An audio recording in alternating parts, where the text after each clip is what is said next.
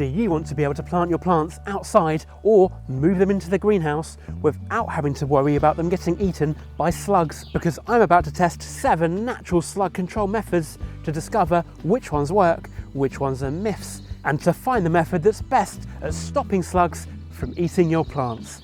But first, we need to catch one.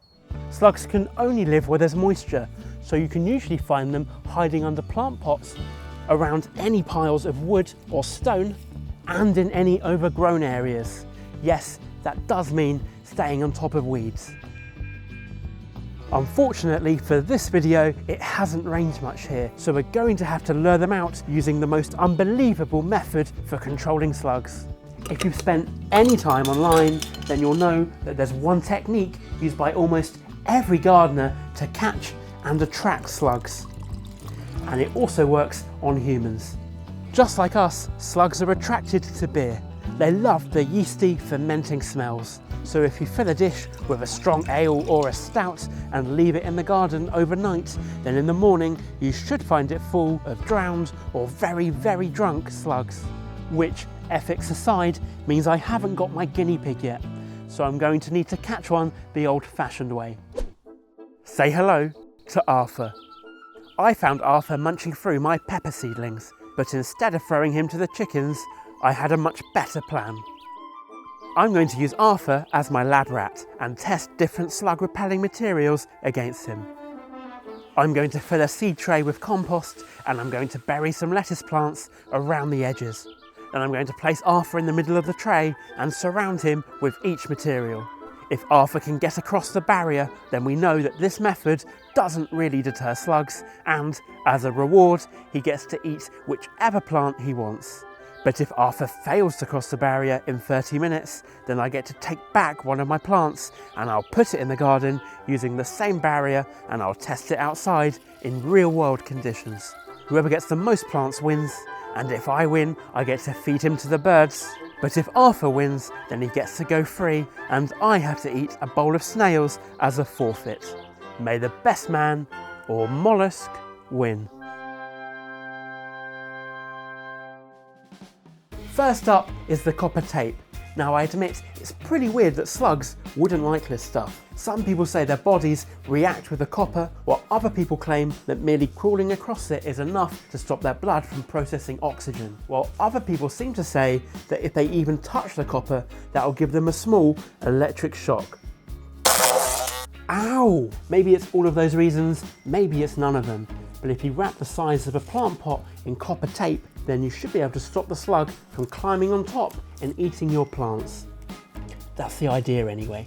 A lot of people swear by this method, so let's put it to the test and see if Arthur can break free in 30 minutes. Let's start the timer, speed up the footage and see what Arthur gets up to. It takes him about 5 minutes to realise, but he quickly spots the lettuce and runs towards it. And he raises his body as soon as he touches the copper. And as much as he tries, he knows something's wrong here. He can see the lettuce, but he can't get to it. And it's just too much for poor little Arthur. He turns back onto the soil and heads towards the plants on the other side. He keeps trying the copper, getting more of his body on each time, and then he realises that if he keeps on going, it's not that bad, and if he just perseveres, he can get to the other side. So after 27 minutes, Arthur makes it to the edge, and I'm 1-0 down. You enjoy that one, mister. You enjoy that while you can. This just in, researchers have developed a new material for repelling slugs. Our correspondent Barbara is out in the field to tell us more. Barbara, what is this new material? Wool. She said it's wool. Sheep's wool has a coarse and prickly surface which the slugs absolutely hate. It's also really absorbent, which means slugs need to produce a lot of mucus to get across the barrier. And if they don't get across quickly enough, then they risk drying out, which would mean game over for little Arthur here. Let's restart the clock and see if wool can do anything to stop slugs. Farmers sometimes end up burning wool because it's cheaper than trying to sell it, so it would be fantastic to find more uses for it. After 3 minutes, Arthur gets going and tests out the wool with his tentacles. Again, he's lifting his body, trying to reach across, but it doesn't look like the wool is going to hold him back. We're only 8 minutes in. Will any of these materials actually stop a slug?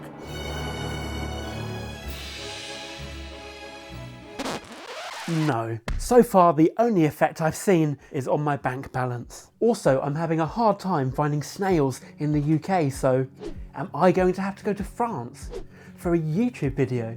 So if I haven't mentioned it yet, I keep chickens, and a lot of people say that slugs don't like eggshells because sometimes the sharp surfaces can puncture their bodies. Luckily, these girls are egg-laying machines. Let's see how Arthur fares against the eggshells. I've crushed them down until the fragments are somewhere between the size of oats and cornflakes, and I put them in the oven to try and dry them out as much as possible before placing them in the arena. Only thing I've not figured out is what to do with all this egg. Arthur takes a few moments to get over me touching him, but he's off much faster this time and heads straight towards the egg. Already that stray eggshell hasn't done much to deter him, but let's see what happens when he faces the wall of eggs. Arthur appears to be having a rummage around, trying to find a way underneath the shells, before realising he can just climb over. It's not looking good, he's going straight over it. Hang on, what's happening here? Is he eating the egg sac? My girls always produce a thick sack, and it looks like it's giving Arthur a tasty snack. 5 minutes later, Arthur gets going again and very easily gets to the other side. We're now halfway through our materials and already it's 3-0 to Arthur. And I can't find anywhere in Cambridge that does escargot anymore, and the only place I can find is this posh restaurant in London. Now it's time for the very messy materials, starting with perlite, which is normally used to add aeration to potting mixes. It's basically small pieces of volcanic rock, and the idea is it's too sharp for Arthur's soft body. I haven't seen anyone else use it, and I have no idea if this will work, but I have buckets lying around, so I thought it would be worth trying. Almost immediately I regretted not finding an orange slug for this one. I have tried to enhance the footage to make Arthur easier to see here, but to start with, he's not moving fast at all. And look at that! One of the perlite pebbles has stuck to his tentacle. That's what we want to see. And it happens again. He tries to shift it, but it stays stuck. We're already halfway through, and Arthur hasn't even got to the edge yet. He's barely moving. He's just trying to dislodge the pebbles that have fallen under him. I don't think he likes this at all. But it doesn't matter anymore because his 30 minutes is up. Why do the French eat snails? Because they don't like fast food. Ah, get in.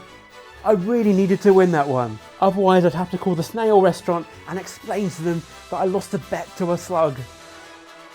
I decided to leave Arthur in the tray for another 30 minutes because I wanted to see if the perlite really would hold him back, and in the end he didn't get far at all and turned back before he even got halfway across. This is definitely one to test outside in real world conditions. I'll let you know how perlite and any other barriers do outside in the wet once we've tested them in the dry.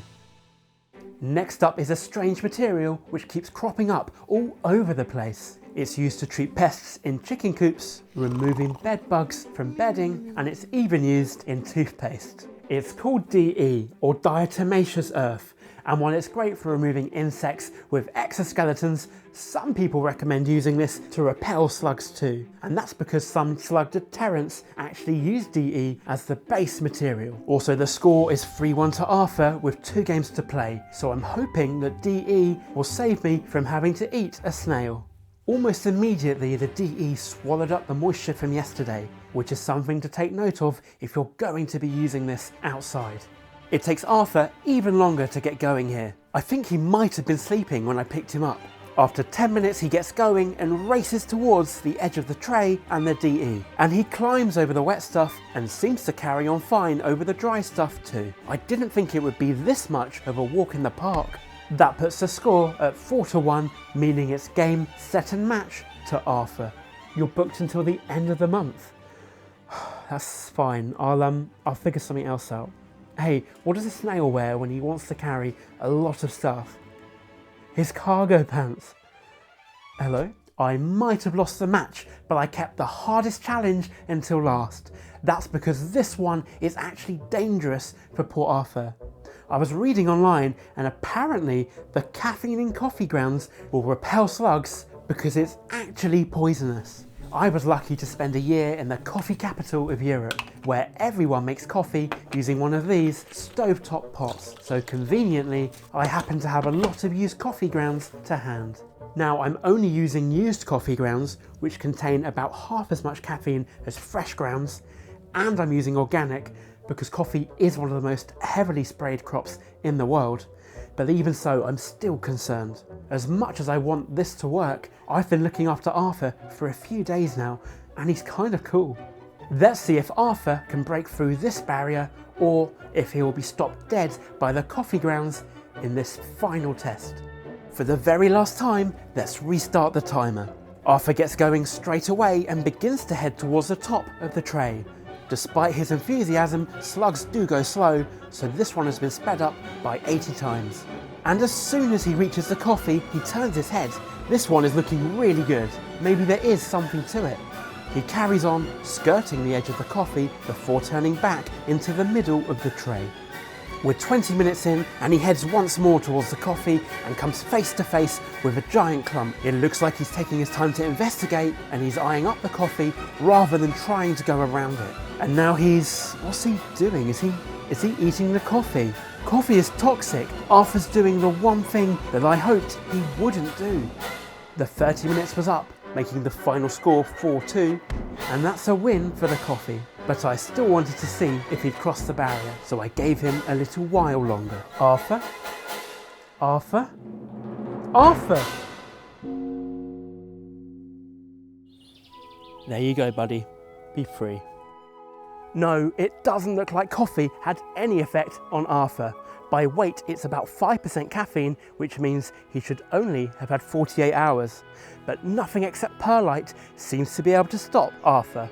I tested the perlite and coffee outside to see if they could defend a lettuce plant, but after one day, it wasn't great for the coffee, and by the second day, the plant was looking pretty terrible, while the perlite has held up. But after 2 weeks, both of the plants had vanished. That means beer and perlite were the only substances which had any effect against slugs, and while copper seems to briefly deter them, it won't stop them if they're motivated to cross the barrier. But I found I had much better luck using both perlite and copper in a greenhouse to protect my seedlings. And a bet is a bet, so there's only one thing left to do. Thank you.